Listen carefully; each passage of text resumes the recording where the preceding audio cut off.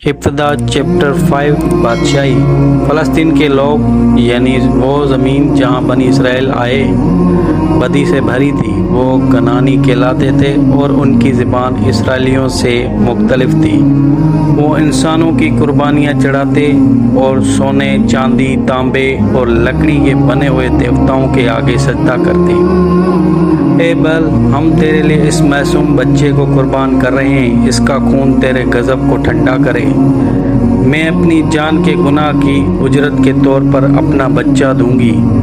किसी दिन हम भी सरदार काहन बनेंगे और कुर्बानियाँ चढ़ाएंगे। तकलीफ दह मंजर है, लेकिन फिर भी ये ज़रूर होना चाहिए। लोगों ने कहा, अच्छा करो अच्छा पाओ, बुरा करो तो बुरा पाओ। खुदावन ने नबी और काहन भेजे ताकि वो उन्हें तौबा के बारे में बता सकें, लेकिन उन्होंने गुनाह करना न छोड़ा। जिस तरह खुदावन ने नूह के ज़माने में लोगों को और सदूम और अमूरा के शहर को तबाह किया, उसी तरह वो कुनान के लोगों को भी तबाह करने के लगा था। बुत परस्त लोगों ने, जो कि मल्के मौदो में रहते थे, बनी इसराइल की अपने दरमियान मौजूदगी मुखालफत की और अपने ज़मीन बचाने के लिए उनसे लड़े। लेकिन खुदावन ने बनी इसराइल को उन्हें शिकस्त देने के लिए ताकत बख्शी। तुम्हारी इतनी हिम्मत कैसे हुई कि इस पाक हैकल में दाखिल हो? तुमने अपने आखिरी बच्चे को भी मार दिया है। आखिरकार जब वो खूनी जंग ख़त्म हुई, इब्रानियों ने अपने दुश्मनों पर फतह पाली और अब वो ज़मीन उनके इख्तियार में थी। यीशु ने लोगों से खिताब किया, हमारा सबसे बड़ा बुज़ुर्ग इब्राहिम बुत परस्तों में से आया। खुदा ने उसके साथ कलाम किया और वादा किया कि उससे एक बड़ी कौम पैदा करेगा। खुदावन ने यह भी फरमाया कि उसके लोग मिस्र जाएंगे और वहाँ 400 बरस तक रहेंगे। उसके बाद वो उन्हें मिस्र से निकालकर उस ज़मीन पर लेकर आए जहाँ अब हम खड़े हैं। हम यहाँ 500 बरस बाद आए गए हैं और खुदावन ने इब्राहिम के साथ किया हुआ वादा निभाया। अब जाओ और बाकी सारी ज़मीन पर बसो। गुनाहगारों की पैरवी ना करना जो तुमसे पहले इस ज़मीन पर आबाद थे, क्योंकि खुदावन तुम्हारा इंसाफ भी वैसे ही करेगा जैसे उनका किया था। नई ज़मीन पर वो बड़े सुकून से रह रहे थे। हर किसी का अपना खेत था और खाने को कसरत से था। खुदावन ने उन्हें सब लोगों से ज़्यादा बरकत दी। तुम्हारा शाम का खाना तैयार है, बीवी ने कहा। उसके हस्बैंड ने कहा, बस हमें इस सख्त पत्थर को बाहर निकालने दे दो। जिस तरह खुदा ने वादा किया था, इब्रानी तादाद में बढ़ते गए और पूरी ज़मीन को आबाद किया। उनके शहर अच्छाई और इंसाफ से कायम थे। नई कौम इसराइली कहलाती। मेरी बहन, तुझ पर सलामती हो। आज मछली कैसी है? ये हमेशा की तरह समंदर की ताज़ा मछली है, फ़रोख्त करने वाली ने जवाब दिया। और उसके बाद यहोवा ने तुम्हारे दुश्मनों को शिकस्त दी, लेकिन अभी भी इस ज़मीन पर बुत परस्ती मौजूद है। आज तुम्हें इंतखाब करना होगा कि तुम किसकी इबादत करोगे। इन लोगों के झूठे खुदाओं की जन्म ज़मीन पर तुम आबाद हो, या फिर इब्राहिम के खुदा की। पर जहाँ तक मैं और मेरे घराने का ताल्लुक़ है, हम जिंदा खुदा की इबादत करेंगे। खुदावन ने दूसरे खुदाओं की इबादत करने से मना फरमाया, क्योंकि यहोवा ने अपनी अजीम ताकत से हमें मिस्र की गुलामी से आज़ाद करवाया और बयाबान में हमारा ख्याल रखा। कौम ने कहा, हम वादा करते हैं कि हम खुदावन की इबादत करेंगे।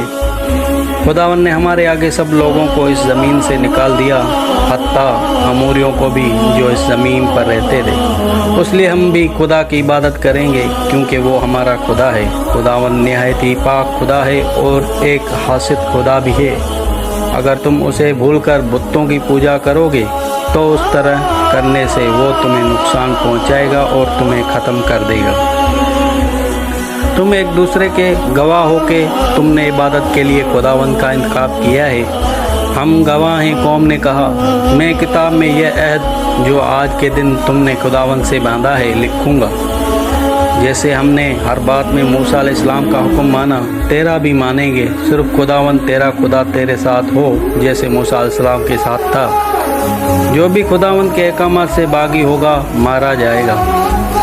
काजियों ने लोगों पर हुक्मरानी की جو خداوند کے ساتھ باتیں کرتے اور موسیٰ علیہ السلام کی لکھی ہوئی باتیں پڑھتے، انہوں نے لوگوں کو خداوند کے احکامات کا وضاحت کی اور انہیں خداوند کی فرمانبرداری کی تاکید کی۔ خداوند کی شریعت میں اس بارے میں کیا حکم ہے کہ اگر کوئی بیل کسی کو سینگ مار کر زخمی کر دے، موسیٰ علیہ السلام نے کہا ہے کہ اس بیل کا مالک ذمہ دار ہوگا اور اس بیل کو فوراً مار دیا جائے گا۔ کچھ عرصے کے لیے لوگوں نے یاد رکھا کہ کس طرح خداوند نے موسیٰ علیہ السلام اور یشوع کے ذریعے معجزے کیے۔ وہ شکر گزار تھے کہ وہ مصریوں کی غلامی سے آزاد ہوئے۔ انہوں نے یہوہ خدا کی عبادت کی اور جس طرح اس نے حکم دیا قربانیاں چڑھائیں۔ ابا جی کہاں ہماری بھیڑ کو کیوں مار رہے ہیں؟ کیا وہ تباہی پھیلانے والا ویسے ہی گزرے گا جیسے وہ ہمارے آباء و اجداد کے لیے مصر سے گزرا تھا؟ نہیں بیٹا، تباہی کرنے والا نہیں آ رہا، بلکہ بھیڑ کا خون ہمارے گناہوں کو دھوئے گا اور ان کی خدا کی نظروں میں قابل قبول ٹھہریں گے۔ انہوں نے یشوع کے ساتھ وعدہ کیا تھا کہ وہ خدا کی عبادت اور اس کے احکامات کی پیروی کریں گے، لیکن ہر کسی نے یہوہ کی عبادت کرنا جاری نہ رکھا۔ جب معجزے ہونا ختم ہو گئے تو اگلی نسل زندہ خدا کو بھول گئی اور بے جان مورتوں کی عبادت شروع کر دی۔ وہ اپنے آباء و اجداد کی پوجا کرتے تھے، جیسا کہ یشوع نے خبردار کیا تھا۔ خداوند نے اسرائیل کو تباہ کرنے کے لیے غیر اقوام کو بھیجا، نہیں بل مجھے بچاؤ آ۔ جب خداوند نے لوگوں کی عدالت ہوئی تو انہوں نے اس کی شریعت کو یاد کیا اور اپنے گناہ کا اعتراف کیا۔ اے یہوہ، ہمارے گناہ معاف کر اور ہمارے درمیان امن بحال کر۔ جب انہوں نے اپنے گناہ کا اعتراف کیا تو اس نے انہیں معاف کیا اور ان کی زمین کو بحال کیا۔ لوگ قاضیوں کی پیروی کر کے تنگ آ گئے تھے جو ہمیشہ خداوند کی تلاش کرتے اور خداوند کے کلام سے لوگوں کی رہنمائی کرتے۔ اسی لیے انہوں نے فیصلہ کیا کہ وہ اپنے اوپر حکمرانی کے لیے بادشاہ بنائیں گے۔ تمہاری زمین بادشاہت کی بھلائی کے لیے ضبط کر لی جائے گی۔ تم اپنی بیٹیوں کو یہاں چھوڑ کر جا سکتے ہو، ہم اس کا بہت خیال رکھیں گے۔ ایک نبی اور قاضی جس کا نام سموئیل تھا نے ان کو بادشاہ بنانے کے ارادے سے خبردار کیا۔ وہ خداوند کو اپنے حکمران کے طور پر رد کر کے رہے تھے، لیکن وہ ایمان میں چلنا نہیں چاہتے تھے۔ ساؤل بادشاہ نے ان کے ساتھ بدسلوکی کی اور ان کی رقم اور جائیداد پر قبضہ کر لیا، ان کے بیٹوں کو غلام بنایا اور ان کی بیٹیوں کے ساتھ بدسلوکی کی۔ جب ساؤل بادشاہ بوڑھا ہو گیا تو اس میں بد روحیں آ گئیں اور اس کا غصہ ناقابل برداشت ہو گیا۔ ایک دن اس نے ایک جوان لڑکے داؤد کو، جو اس کے لیے بربط بچاتا تھا، نیز سے مارنے کی کوشش کی۔ ساؤل گناہ پر گناہ کرتا گیا، وہ ہر ایک سے حسد رکھتا اور خوف کھاتا تھا۔ بدروحوں نے اسے طاقت اور دولت دینے کا وعدہ کیا تھا، لیکن وہ اس کے لیے صرف دکھ اور پریشانیاں ہی لے کر آئیں۔ ساؤل نے زندہ خدا کو رد کیا اور جادوگرنیوں سے رجوع کیا۔ میں نے اندھیرا دیکھا، یہ اچھا نہیں ہے، تم ایک جنگ میں مارے جاؤ گے، جادوگری نے کہا، اور تمہاری جگہ کوئی اور لے گا۔ ساؤل جنگ میں مارا گیا اور اس کی روح جہنم میں پھینک دی گئی۔ خداوند نے ساؤل کی جگہ لینے کے لیے ایک نوجوان لڑکے کا انتخاب کیا۔